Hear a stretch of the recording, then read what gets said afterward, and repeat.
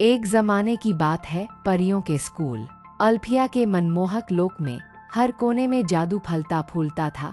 इस जादुई दुनिया के केंद्र में प्रथम वर्ष की 5 विशेष छात्राएं थीं। ब्लूम, स्टेला, आयशा, टेरा और मूसा। प्रत्येक परी के पास अनोखी शक्तियां और विशिष्ट व्यक्तित्व थे, जिससे उनका स्कूली जीवन एक साहसिक खोज बन गया। मानव जगत की एक लाल बालों वाली लड़की ब्लूम ने अभी अपनी अग्नि शक्तियों की खोज की थी और अपनी क्षमताओं को बेहतर ढंग से समझने के लिए अल्फिया में जा रही थी। वह बहादुर, जिज्ञासु और थोड़ी आवेगशील थी, लेकिन हमेशा अपने दोस्तों के प्रति वफादार थी। चमकते सूरज की परी स्टेला एक आकर्षक और आत्मविश्वासी परी थी, कभी कभी थोड़ी ज्यादा ही आत्मविश्वासी, अपनी धूप की शक्ति जितनी ही विशाल आकर्षण के साथ।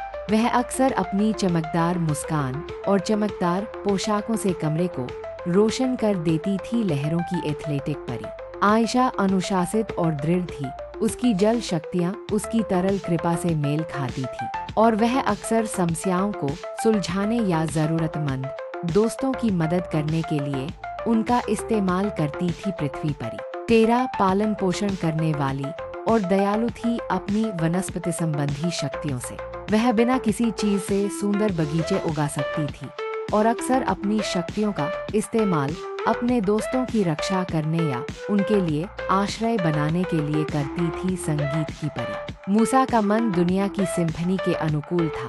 उसकी शक्तियों ने उसे संगीत के माध्यम से अपने आसपास के लोगों की भावनाओं को महसूस करने और प्रभावित करने की अनुमति दी।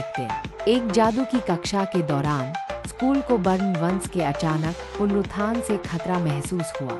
रहस्यमय जीव जिनसे परियों और विशेषज्ञों में से सभी डरते थे, लड़कियां जानती थीं कि खतरे से निपटने के लिए उनके पास अपनी शक्तियों को मिलाने के अलावा कोई विकल्प नहीं था।